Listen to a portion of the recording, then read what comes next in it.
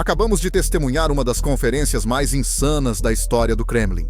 Deu tão errado para Vladimir Putin que a transcrição dessa conferência já foi apagada do site oficial do presidente russo. Veja, durante uma recente reunião do Dia dos Direitos Humanos, um respeitado diretor russo, Alexander Shukurov, fez o impensável.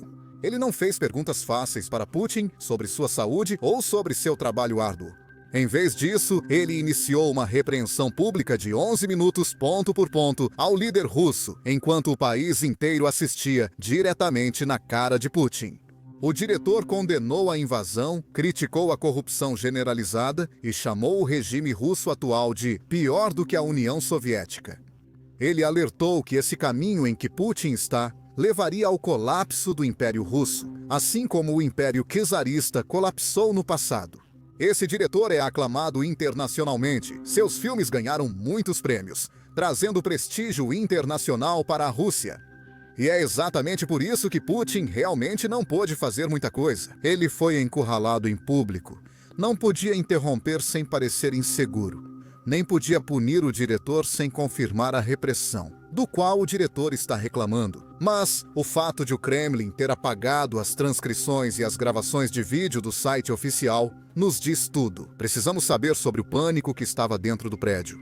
Então, vamos entender exatamente o que aconteceu. Por que Putin foi obrigado a apagar toda essa entrevista agora? Como falei, tudo isso levou uns 11 minutos. Só uma pergunta, aliás. E aí Putin levou mais 10 minutos para responder algumas partes da pergunta. Agora, não vou mostrar tudo para vocês de uma vez só.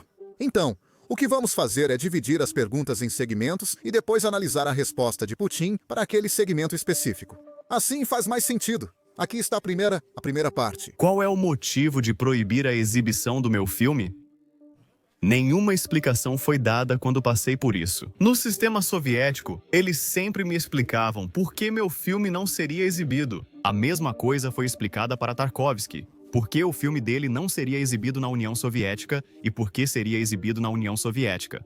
Não haverá proibição. Nenhuma obra jamais foi proibida pelo Estado, seja música, literatura ou arquitetura.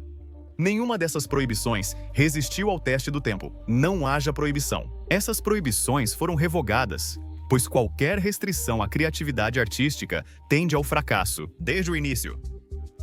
Não sabíamos como antes nem agora. Para debater política com jovens, Ou estudantes com jovens, com alunos do ensino médio, com estudantes. nós temos medo, o país tem medo. Falta um processo para discutir os acontecimentos do país abertamente, com calma, sem histeria. Sem histeria, sem processos que acontecem no país. A ausência desse processo, a falta de qualquer sentimento de oposição séria ou discussão sobre isso, não resultará em nenhum acordo de proibição. Na minha opinião, um golpe muito sério na vida de tantas pessoas, inclusive das talentosas e capazes, Será a proibição e as pessoas capazes. Ele acabou de dizer publicamente que a Rússia tinha mais transparência sob a União Soviética. Aposto que vocês nunca pensaram que ouviriam essas palavras. Mas fica muito, e eu quero dizer, muito pior daqui para frente. Mas antes de entrarmos em todas as perguntas, quero dar um pouco de contexto para vocês sobre quem é esse diretor e por quê. Putin não podia fazer muito enquanto era questionado, como ficou claro pela pergunta dele. Esse cara viveu sob a União Soviética. Na verdade, ele nasceu em 1951 e grande parte do início da sua carreira como diretor foi sob o regime soviético. Agora, muitos dos seus filmes foram publicados, mas também foram proibidos pelo governo soviético. E isso é importante porque nos mostra que esse cara faz parte da cultura russa há muito tempo. Ou seja, ele não é pró-Ocidente nem odeia a Rússia ou Putin. Na verdade, é bem pró-Rússia. Isso fica claro ao vermos os filmes que ele publicou. Mas uma coisa que ele não quer é que a Rússia volte aos tempos da União Soviética ou volte aos tempos dos czares. E é por isso que seus filmes são muito focados em ditadores que tomaram o controle de seus países e basicamente levaram o país à ruína. Ele fez filmes sobre Hitler, Lenin, o imperador japonês e muitas outras figuras como essas. Então, em 2011, ele fez um de seus filmes mais bem-sucedidos até agora, chamado Fausto. Este é basicamente um filme inspirado na famosa lenda russa, onde o líder de um país troca sua alma por controle absoluto sobre o Estado. Este filme basicamente pretende retratar o poder como um acordo corruptor, especialmente o poder absoluto. Ou seja, qualquer pessoa que tenha poder total sobre um Estado, geralmente não é alguém moral, mas sim alguém que quer controle a qualquer custo. Imagino que vocês entendam por que Putin talvez não goste desse filme. Mas, infelizmente, ele é aclamado internacionalmente. Em 2011, ele ganhou o Leão de Ouro no Festival de Cinema de Cannes, um grande feito para filmes. E isso também foi algo enorme para a Rússia, porque aumentou o prestígio da Rússia e o poder de influência da Rússia no cenário internacional. E por causa disso, esse cara é muito importante dentro da Rússia, dentro do Kremlin e também em todo o mundo. Seus filmes ainda são estudados em várias escolas de cinema importantes no mundo. Então, claramente, esse cara não é alguém que o Putin pode simplesmente mandar para os gulags. Tudo isso nos leva a 2022, quando Putin iniciou sua operação militar especial de 3 dias. Bem, mais tarde, nesse mesmo ano, Shakurov lançou outro filme chamado Conto de Fadas. Esse filme foi muito bem recebido ao redor do mundo, mas dentro da Rússia ele foi proibido. Putin nunca explicou por que proibiu esse filme. Mas que tal isso? Vamos brincar um pouco. Vou contar para vocês o enredo do filme, e aí vocês me dizem nos comentários. Se souberem por que Putin proibiu o filme, podemos começar. Então, como vocês sabem, o filme se chama Conto de Fadas. E nesse filme, nós temos ditadores e líderes de guerra como Joseph Stalin, Adolf Hitler, Benito Mussolini e Winston Churchill. Todos eles se encontram no purgatório e basicamente estão discutindo seu legado, tentando entender como são retratados no mundo atualmente. Então eles estão no além e basicamente estão tentando descobrir se a forma como são retratados, como o mundo os vê agora, é justa ou não. Muitos líderes passam grande parte dos filmes discutindo e tentando justificar suas decisões. E alguns dos líderes basicamente dizem que é injusto o mundo culpá-los pela Segunda Guerra Mundial. Eles argumentam que a história está interpretando mal suas ações, que a história está errando sobre eles, porque não foi só culpa deles que a Segunda Guerra Mundial começou. Normalmente, a culpa era dos outros caras, que estão na sala, e eles foram forçados a entrar na guerra por causa das ações desses outros caras. Agora, tenho certeza de que alguns de vocês podem adivinhar de quem estou falando. Hitler fala bastante neste filme e tenta explicar suas ações, dizendo que ele teve que fazer o que fez. Ele iniciou a Segunda Guerra Mundial para proteger alemães perseguidos em outros países. Depois, Hitler continua dizendo que a Alemanha era a vítima de tudo isso, que a Alemanha estava sendo humilhada no cenário internacional, que a Alemanha estava encurralada e que era incompreendida pelo mundo. E é por isso que Hitler diz que não é justo colocar toda a responsabilidade pelas mortes que ocorreram na Segunda Guerra Mundial somente sobre ele. Ele está dizendo que a história é injusta. Agora, esse tipo de raciocínio soa familiar para alguém aqui? Esse é um raciocínio que mais alguém está usando? Basicamente, invadir a Ucrânia para proteger. O povo russo bombardeia e mata os próprios russos que afirma proteger? Basicamente agora, acho que isso depende se você é pró-Rússia ou não, certo? Pessoal, avisem nos comentários se souberem por que Putin proibiu o filme, já que ele não explicou o motivo. O grande problema para Putin com esse filme é que ele não é propriamente uma propaganda ocidental. Por que Winston Churchill está no filme, já que não é retratado como grande figura nele? O próprio Churchill está tentando justificar o bombardeio alemão que a Força Aérea Britânica realizou durante a Segunda Guerra Mundial. Ele diz que foi necessário para acabar com a guerra e pressionar a Alemanha. Por isso, para Putin, é difícil defender sua proibição alegando que é só propaganda ocidental. É um filme anti-Rússia, porque critica praticamente todos os envolvidos, de forma justa. E além de tudo isso, não podemos esquecer que o filme foi feito por alguém que gosta da Rússia, na verdade, que ama a Rússia. E ele quer garantir que a Rússia não repita os erros dos antigos ditadores que fazem parte deste filme. A mensagem do filme, vinda do próprio diretor, é basicamente assim: o poder acaba, mas a história permanece. E essa não é uma mensagem muito reconfortante para alguém como Putin. Sei que desviamos do assunto falando do filme, mas achei interessante e quis compartilhar com vocês. Vamos voltar à conferência que ocorreu porque, nessa ocasião, Putin defende a proibição do filme e diz: não estamos proibindo todos os filmes. Se não querem que seus filmes sejam proibidos, façam filmes positivos. Da Operação Militar Especial, que é a Operação Militar Especial em russo. E então ele fala diretamente para o diretor: ei, talvez você me ligue mais tarde hoje à noite e a gente conversa sobre qual filme foi proibido. E eu vejo o que posso fazer. Deixando isso de lado, esse não era o único problema do diretor. Como falei, era uma pergunta de 11 minutos e ele ainda fez outras reclamações fora dos próprios filmes. Vamos ouvir o que vem agora. Toda semana, assistimos preocupados a novos agentes estrangeiros sendo definidos. Isso assusta. Meus compatriotas, de repente rotulados como agentes estrangeiros.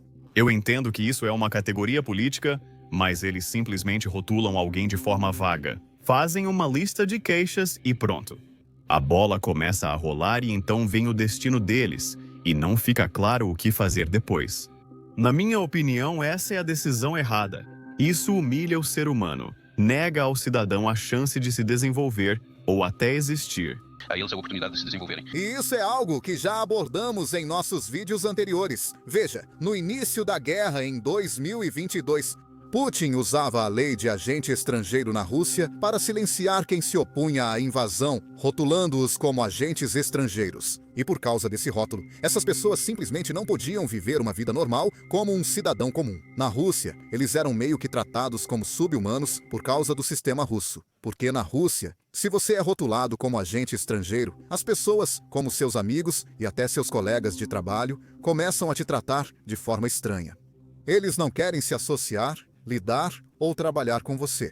Além disso, até o governo te trata diferente de um cidadão comum. Eles cobram uma alíquota maior só por esse rótulo. E ainda proíbem empresas públicas de trabalharem com você. Eles proíbem programas de televisão de te convidarem, causando muitos problemas. Você teria se fosse rotulado como agente estrangeiro. E por causa disso, muitas pessoas que recebem esse rótulo acabam se mudando para o exterior para poderem levar uma vida normal. Isso acaba dando mais munição para o Putin, pois ao se mudarem, ele diz: olha, aquele cara vive no exterior. Eu falei que ele era agente estrangeiro, por isso odeia a Rússia.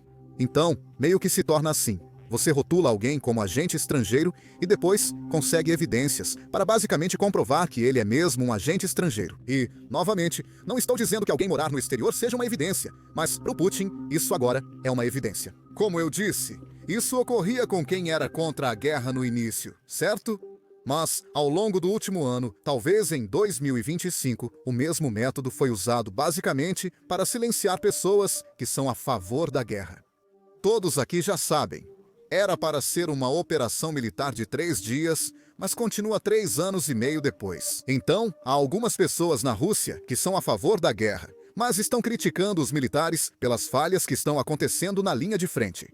Eles são muito nacionalistas, são muito pró-Rússia, e eles, na verdade, muitas dessas pessoas não acreditam que a Ucrânia deveria existir. Mas em um sistema que Putin construiu, qualquer tipo de crítica não é tolerada. Mesmo sem criticar Putin diretamente, elas criticam pessoas próximas, principalmente a liderança militar. O sistema está reagindo contra essas críticas. E esse sistema agora está rotulando todas essas pessoas pró-guerra como agentes estrangeiros. Por isso, a vida dessas pessoas está praticamente arruinada. E adivinha, isso é uma repetição do que aconteceu sob Stalin durante a União das Repúblicas Socialistas Soviéticas, porque naquela época, uma vez que a máquina de repressão de Stalin começava, ela não podia parar.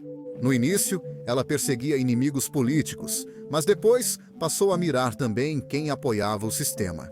Agora, o sistema político criado por Putin está perseguindo quem o apoia, repetindo o que já aconteceu antes. É exatamente isso que ele denuncia na televisão nacional.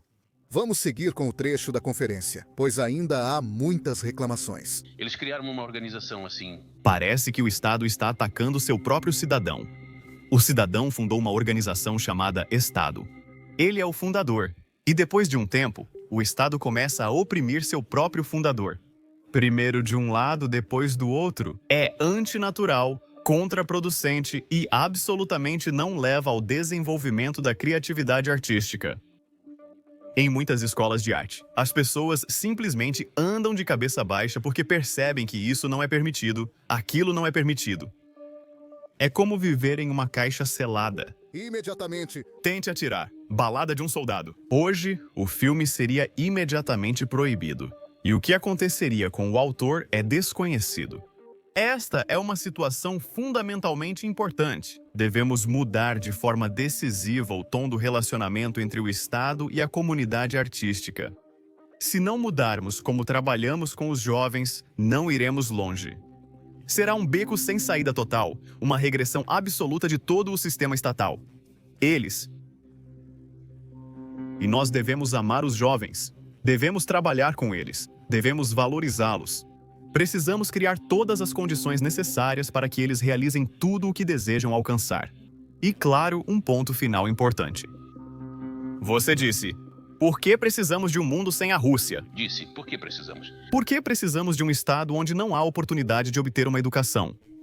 Para que precisamos disso? Eles nos disseram, por que oportunidade para... E eles disseram, por que precisamos? Como você pode perceber, Putin não ficou nada satisfeito com o que acabou de acontecer. Mas você viu aquele sorriso de canto no final? O diretor está usando as palavras de Putin contra ele. Se não me engano, acho que lá em 2015, Putin disse: por que precisamos de um mundo se não existe Rússia nele? Agora o diretor usa a mesma lógica e questiona: por que ter um Estado se não há chance de conseguir educação? Por isso, Putin sorri de canto. Mas o Kremlin não gostou nada da situação. Se você acessar o site do Kremlin, verá que o site do presidente da Rússia tem esse nome.